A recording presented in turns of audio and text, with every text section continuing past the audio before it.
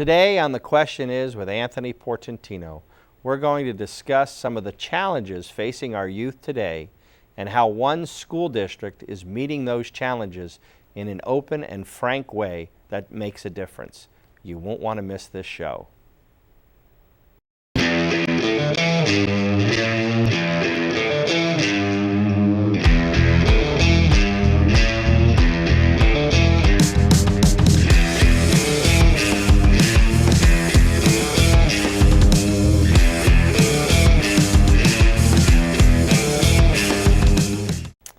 Media reports of good news and tragedies are topics of discussion, joy, frustration, and sometimes sadness and anger.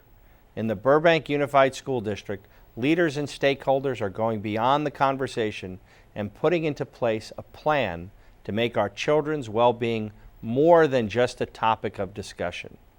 With a frank approach rare for a public school, difficult and constructive plans are taking center stage.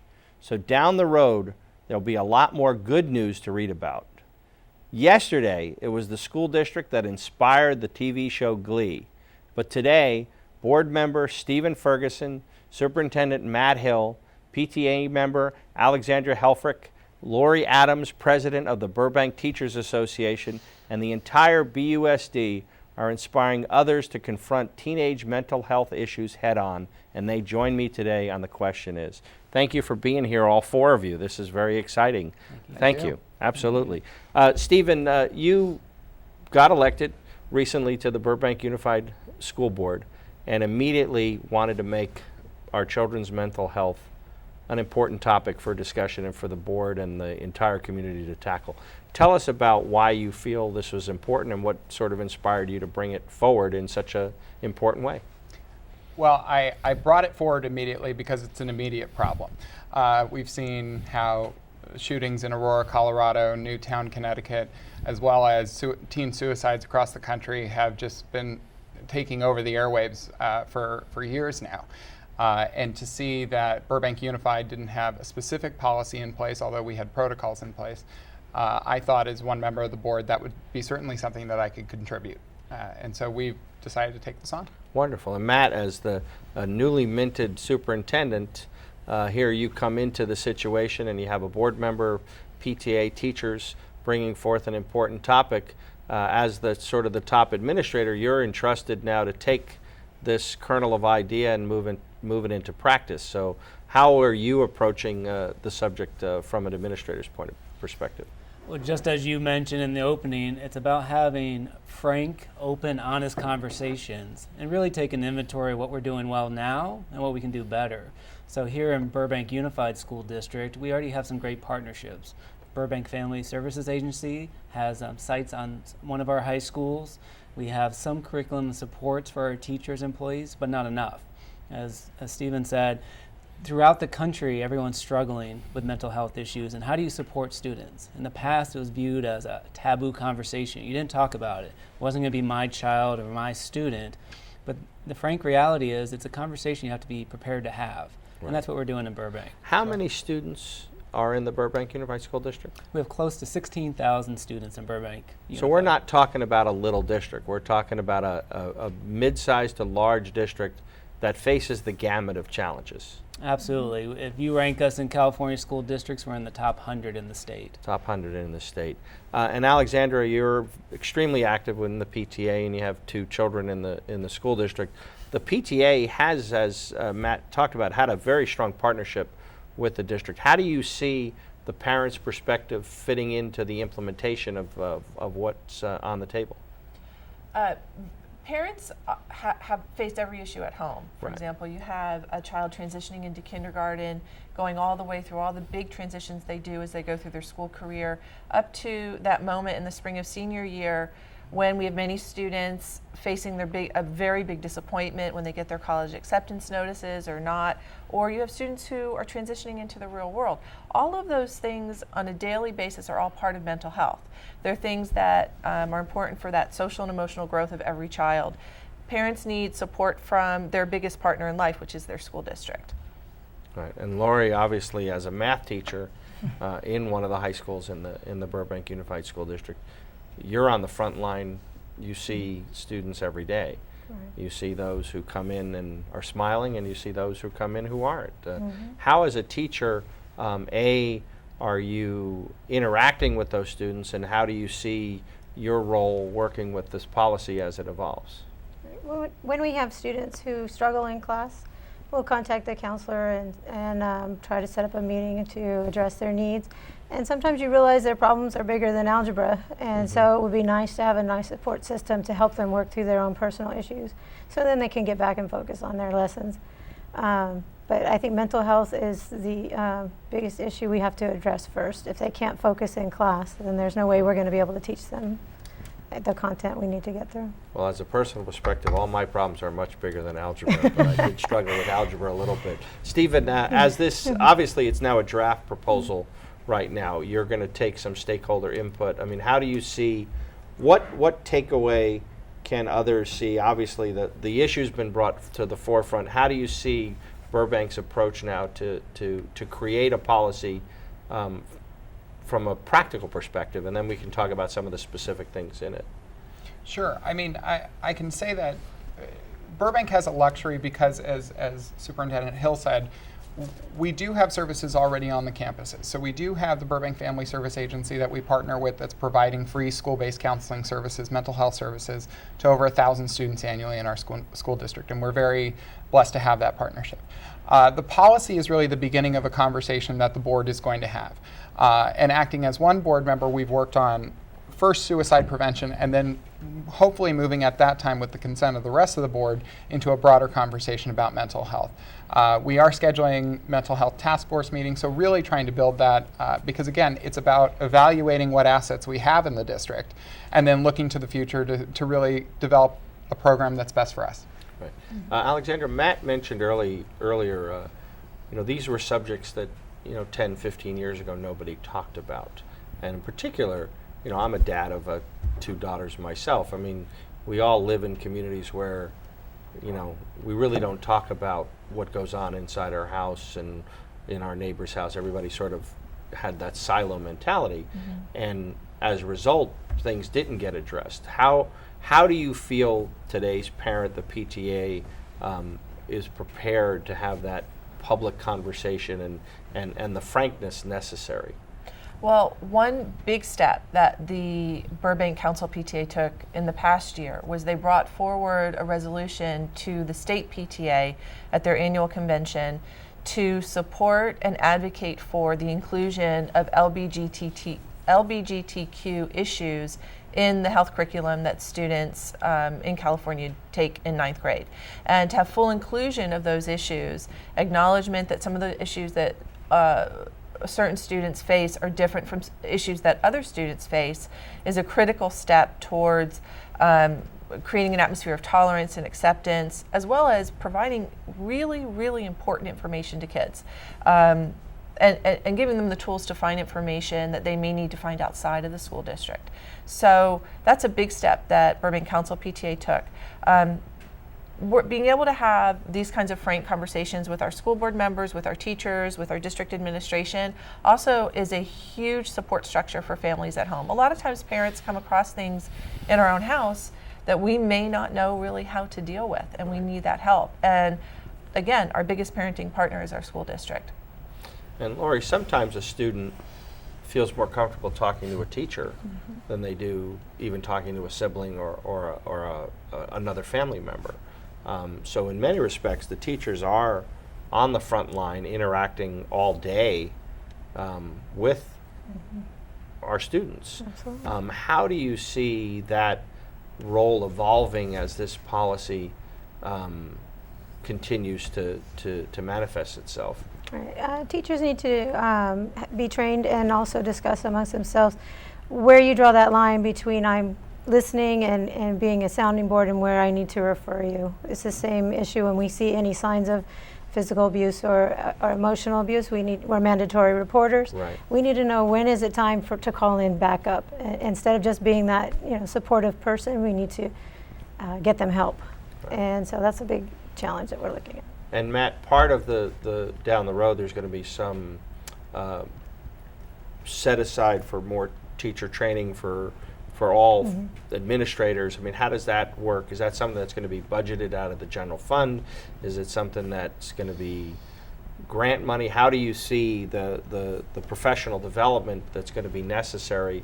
Because the policy is one big piece, but then there's the on the ground piece. How does that fit in? Obviously, we've got one vote here on the budget, so this is our opportunity to lobby on that. Because I think when other school districts are going to hear about this, they're going to want to know, there's the idea and then there's the implementation. Right, absolutely. For us, that's why I fully support the idea of a task force.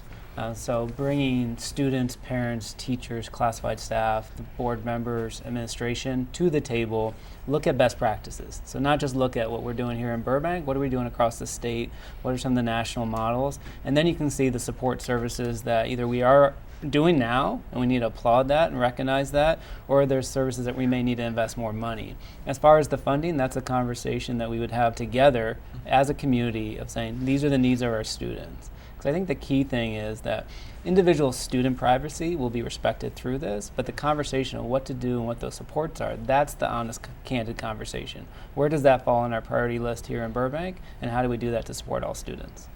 Stephen, what other local school districts are you looking at? Well, we are looking at a number of school districts, but mostly we're looking at Alhambra. Alhambra has a great mental health services as a whole. But we're also looking at the California School Boards Association. Also now has model language for school districts trying to take this problem on. But realistically, we're also looking outside school districts. We're looking towards organizations like the Trevor Project and beyond, in really trying to formulate the best policy that fits to our community. Each policy should be unique to each community because each community is going to face obviously different challenges. So, and Alexandra, obviously you're also very active in the arts in Burbank Unified. What role do you see? I mean, there's algebra. There's history, and then part of being a healthy school district is having support of arts. How do you see that integrating into, mental health, providing opportunities for students who have that passion to sing, dance, or create? Well, it's a great question, Anthony, so thank you for asking. When it comes to arts in Burbank, definitely our district is committed. I have to thank our school board and our administration for always supporting the arts. And by doing that, you're supporting kids and humanistic values. And no matter what, whenever you have an opportunity to create, you have the opportunity to be self-expressive. And that's a huge component of mental health. And talking about mental health, we're not only talking about crisis, we're talking about the positive aspects of it too. Self-esteem, communication skills, social and emotional learning, all of those pieces go into a really well-rounded mental health plan. So I can expect to see and hope to see, and I trust our district will see this as well, that when you have a thriving arts community, you have a thriving community both physically, emotionally, and mentally, or all of those above. Absolutely. Now, we've got a lot more to discuss in our second half of the show, but I think you're 100% correct. I think about my own daughter who's quite creative, and I remember she took the scissor and did something with it, and the teacher told me that she messed up the scissor, and I said, no, that's a sculpture. Art plays a very important part, and obviously on the Question Is with Anthony Portantino, we're going to continue to talk with the Burbank Unified School District representatives on this very, very important topic. So please come back after the break.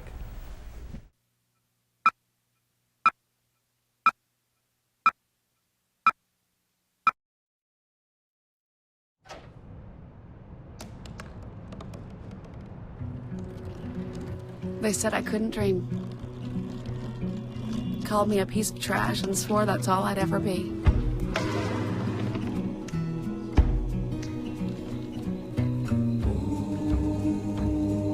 Said a bottle couldn't see the ocean.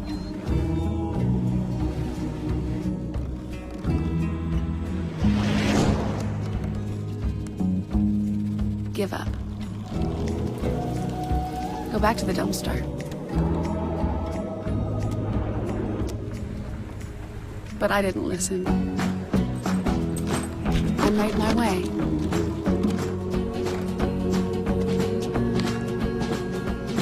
And now, I am what I've always wanted to be.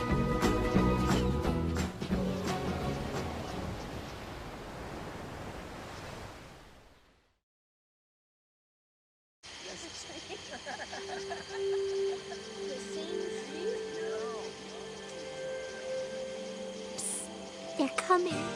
Places, everybody. Light check. 1, 2, 1, 2. Everything looks good on our end. And lights. Come alive with the forest. Visit discovertheforest.org to find a forest near you.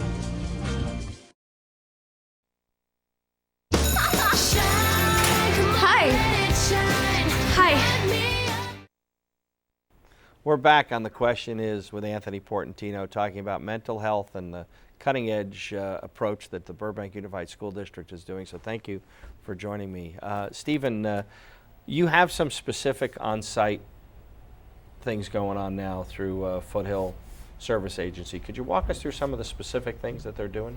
Sure. So the Family Service Agency, our partnership began with them way back in 2001. So we've been focusing on mental health in this town for quite a while. But the Family Service Agency of Burbank actually comes onto each of our school sites and provides individual one-on-one counseling, group counseling at their own center in Burbank. They also provide access to everything from Simona sound therapy to art therapy. So, I mean, they really are kind of this state-of-the-art nonprofit partner that we're able to really give our students the very best of care with. So that's awesome. Alexandra, you know, obviously, again, we're parents. And the world has changed a little bit since 1970, where there's a lot of pressure, a lot of distractions, a lot of electronic media pressure, a lot of parental pressure. How do you see the stress level of our students today versus when we were in school? I think you're bringing up one of the biggest issues we face. Anxiety and pressure and stress is something that, for whatever reasons, and you touched on many of them, is so much greater for our kids today than it was when we were growing up. There's no opportunity for a kid with a telephone to go home and completely separate themselves from either their social structure, their academic pressures, and all of the things that are contributing to heightened anxiety in students. So that's one of the things that I notice the most when I'm looking at young people in our community. There seems to be a much greater level of stress. They're driven kids. They want to succeed. They want to have all these great opportunities be productive for them. But at the same time, that's adding to heightened anxiety across the board, and I think that's where a lot of our needs are coming from. I mean, even with the photo, you know, now, you know, you can't ever be just relaxed because you can't make a mistake. Can't make a mistake because it'll be on Instagram, it'll be on Snapchat, it'll be all over the social media instantly. No, absolutely. You were coming to you next. How do you see that stress level from a teacher's perspective? Again, you're looking out into the crowd and you're seeing your students. We see students over-programmed. Taking many AP classes, having to take extracurriculars after school, very little time for sleep, and lots of homework. And so they're taking advanced classes. Of course, there's going to be more homework. On top of it, when Alexandra mentioned cell phones and always being connected, our state union helped us bring anti-bullying training into our district. And one of the most eye-opening points of view from my side was a student used to be able to go home and be in a safe haven away from bullying, yet now they could be texted all night long, you know, by a group of students. So I think that the pressures are there that people from our generation just can't understand or relate to. So as a teacher, you see the presence of the cyberbullying and the training that you had helped you identify that. I've seen a girl sitting in my class, happy-go-lucky 1 minute, and the next minute in tears. And it's like, what do you need? She wanted to go to the restroom. I let her go. I said, what's wrong? Somebody had broken up with her in class via text message. So you know, we want to integrate technology into the classroom, but there's got to be some point where a student can just shut down and focus and get away from all of the added pressures. No, I agree. I mean, that's it's amazing. I think maybe we should all, when our kids come home, say, put your phone in a box. Just tune out for a little while. Have it by the door. Good luck. Yeah, exactly. If you're able to be successful with that, let me know how it worked for you and what I should do. Well, actually, one thing I used to do with my daughters, and it would drive them crazy, is I would say, you know what, you're in charge today. You can do whatever you want, and I'll go along with it, but as long as it doesn't require electricity. And I say, you can decide if you want to read a book, you want to go to the park, you want to go play catch. Never went over well. But I say, but you have to unplug for the next 2 hours. Yes. But you're right. Baby steps. Baby steps. But even in the conversation, they're much more comfortable texting back and forth than they are having the conversation. And I think from a parent's perspective, it's harder to even talk to them because they don't want that eye contact because they don't do it during the day. Matt, obviously you're going to take this input, the task force, you're going to take all of the concerns and the good news, the bad news, and try to fashion a master plan, I think is the goal, to have a master plan. What's the timeline? How do you see, so it doesn't get studied to death, how do you see over the next 6 months this fleshing out? Absolutely. Well, I just want to piggyback first on the digital natives. I have 2 young boys, so I want to get more suggestions before we leave. But it's amazing. My boys are 7 and 4, and they are digital natives, and we didn't grow up in that environment. So I think that's a big challenge of that disconnect of, as parents, we don't know what they're going through, and they're always online, and they don't know what they don't know either. And so to have those supports and those conversations, that's a critical component for this plan. As far as the overall plan, it's perfect time me being a new superintendent. Day 35 on the job, what I'm doing right now is a massive listening campaign, 100 days of what are the topics we want to talk about here in Burbank.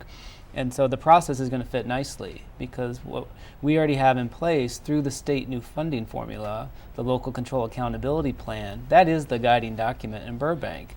And that's going to be revised year-long, and we're going to be making budget decisions in the spring. So I expect to have the board vote on a policy this fall.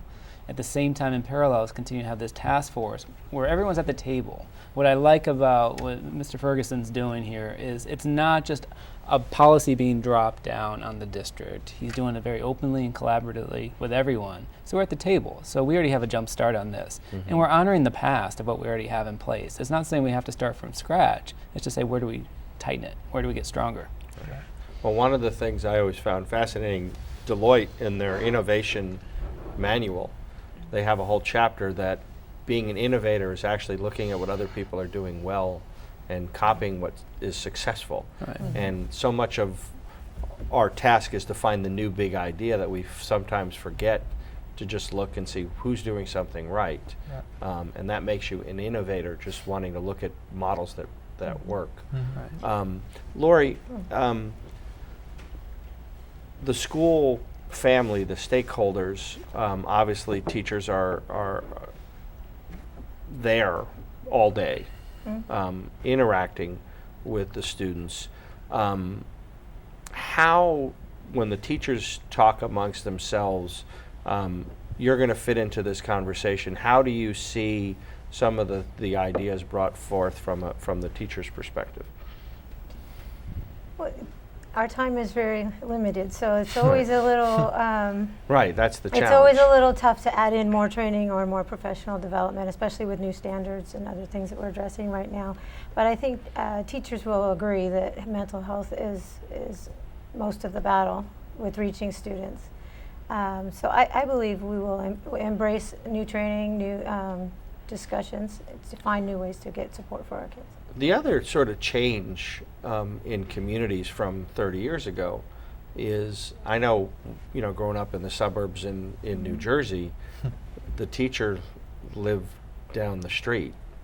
The firefighter lived across the street. Communities where people worked were also where communities lived, and that's a change. I mean, what percentage of Burbank teachers live in Burbank?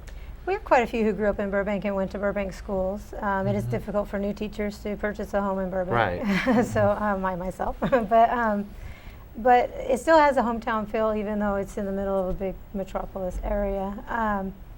There are many though who are commuting out. There are many who start and then want to move back east somewhere to raise their families. So affordability to live in the town is a big issue. Right, just communities have changed. I remember, Right. again, when I was a kid, the bus driver called my mom. That was the breaking point in the 5th grade. Yeah. I was innocent. I was not disrupting on that bus. Right. I take the oath.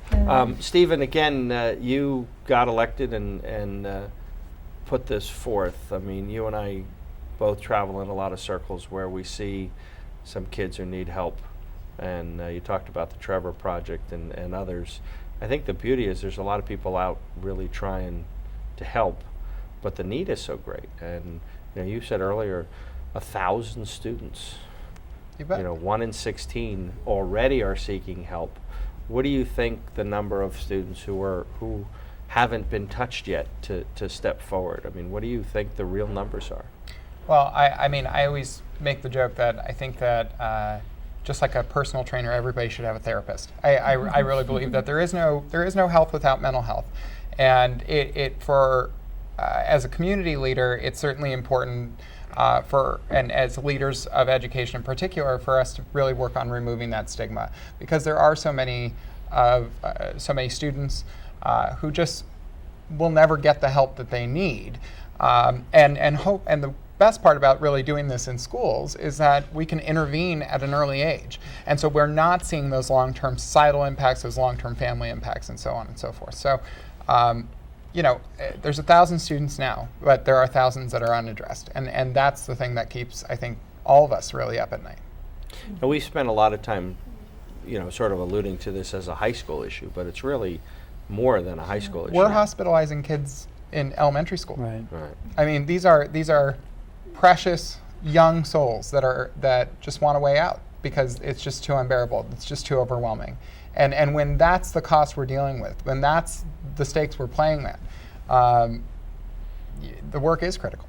What percentage you think of students are self-medicating? And again, we're not talking about any one particular district. We're talking about access to the medicine cabinet, abuses in Ritalin and other pieces of the puzzle. I mean, I think there's definitely a positive role. You've seen ADHD students have an opportunity to succeed now as they've gotten more counseling and more focus in their life that didn't have focus. Do you see a component of drug counseling working into this? How does that fit in? And again, I think there's a parental education piece about that as well. There is. I think that it's everything's on the table. I mean, when we really look at, you do have drug use on the rise for a million different reasons. You also have, people are anxious everywhere, including parents. We talked about students not being able to unplug. Parents don't unplug either. And so it's really about all of us kind of taking a step back and saying, hey, how are we all dealing with our anxiety here? How are we, is it the drink after work? Is it this? Is it that? We're all, and students emulate that behavior. Right. So it is a broader conversation. And I mean, I'm happy that we have parents and teachers and classified employees in our district administration who we're engaging in this kind of broad conversation. And while there's a timeline, we know that this conversation is important for that reason, because we're seeing the overdose. You're seeing all those things come into play that you just didn't see at the rate 10 years ago even. And I think what's wonderful about what you're doing is I think we all recognize that we want to read more good news in the paper, and no one wants to read about our own child, our neighbor's child. What affects one of us affects all of us in a small town. And so thank you for being here on The Question Is and sharing the Burbank perspective. Hopefully some other districts get to see this and think about the word that you used before, destigmatize. We need this frank conversation because our children are precious. They face much more challenges and pressures than ever before, and we need to recognize that. Thank you for joining us on The Question Is with Anthony Portantino with the great leaders of the Burbank Unified School District. See you next time.